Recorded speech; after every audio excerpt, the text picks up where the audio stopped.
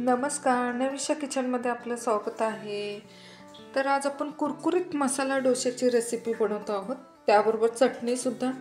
तर त्यासाठी उडदाची डाळ घेतलेली आहे 1 वाटी, स्वच्छ निवडून आणि कपड्याने पुसून घ्या, बाकी पावडर असते त्याला।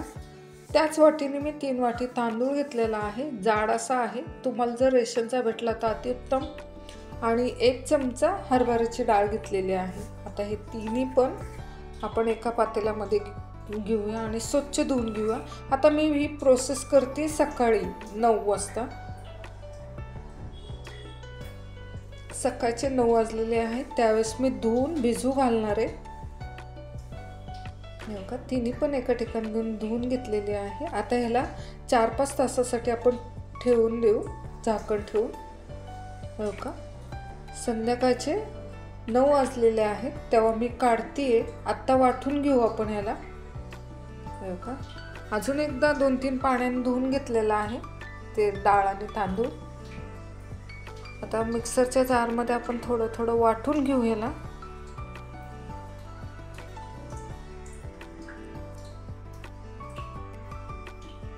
आणि पाणी टाकून ह्याला वाटून घेऊ, बारीक पेस्ट करायची अगदी। हे बघा, बारीक पेस्ट झालेली आहे। थोडं पाणी टाकून मी वाटून घेतलेलं आहे। आता आपण एका डब्यात काढू, ज्या डब्याला झाकण असं घट्ट बसेल त्या डब्यामध्ये टाकायचं आहे।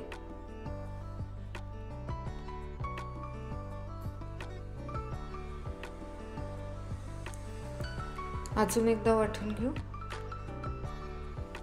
दाखवते तुम्हाला अजून एकदा।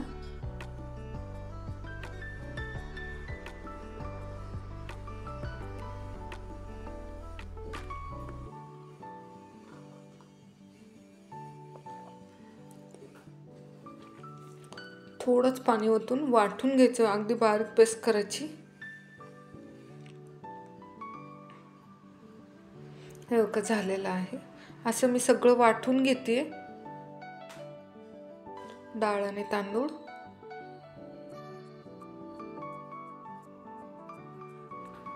हो,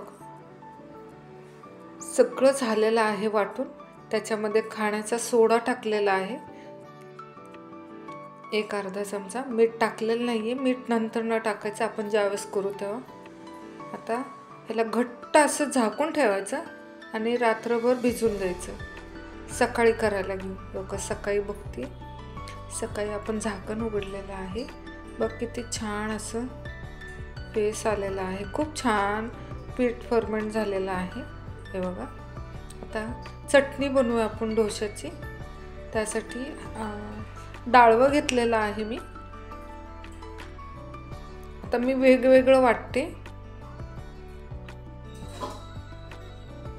वाटीत काढते डाळवं बारीक पेस्ट करून। आता ओलं खोबरं घेतलेलं आहे, आता ते सुद्धा वाटून घेतलेलं आहे। आता त्याच्यामध्ये कोथिंबीर आणि आपल्याला किती मिरच्या पाहिजे त्यानुसार मिरच्या घेऊ। मी 4 मिरच्या घेतलेल्या आहेत। मीठ मी टाकलेलं नाहीये आणि आपण जे डाळवं घेतलेलं वाटून आहे ते टाकूया। आणि आपल्याला किती पातळ पाहिजे ना त्यानुसार पाणी ओतायचं। आलं लसूण पेस्ट टाकते, थोडंसं, अगदी थोडंसं पाणी टाकून आधी वाटून घेते, मग नंतर आपल्याला जसं पाणी हवंय, किती पातळ पाहिजे चटणी त्यानुसार पाणी टाकूया। हे बघा, मी पाणी टाकलेलं होतं, मला एवढी चटणी पातळ हवी होती। आता त्याला तडका देऊ त्या चटणीला। तडक्या पॅनमध्ये मी तेल टाकलेलं आहे, गरम झालेलं आहे। 1 चमचा मोहरी,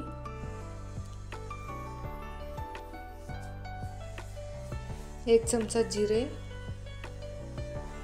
गॅस बारीक करू। आता कढीपत्ता टाकू भरपूर असं।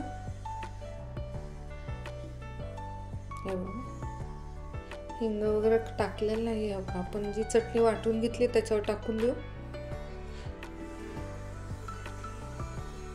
मीठ टाकलेलं नाही, आपण व्यवस्थित हलवून घेऊ चटणी, सगळं तेल मिक्स करून घेऊ। आपण फोडणी दिलेला, चवीनुसार मीठ टाकते आता। तयार झाली आपली चटणी. आता डोश्याचं पीठ एका पातेल्यामध्ये घेतलेलं होतं आणि त्याच्यामध्ये चवीनुसार मीठ टाकलेलं आहे. डोश्याच्या तव्याला तेल लावलेलं आहे. ते बॅटर टाकून आपण एका साईडनीच गोल गोल गोल गोल फिरवायचं आहे.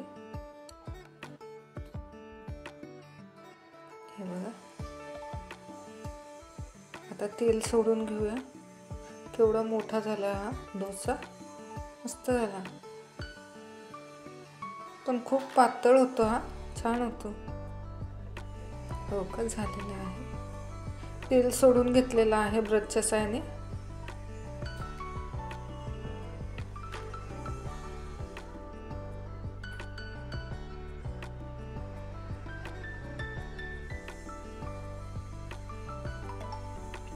किती पातळ झालंय बघा ना, मस्त झालंय.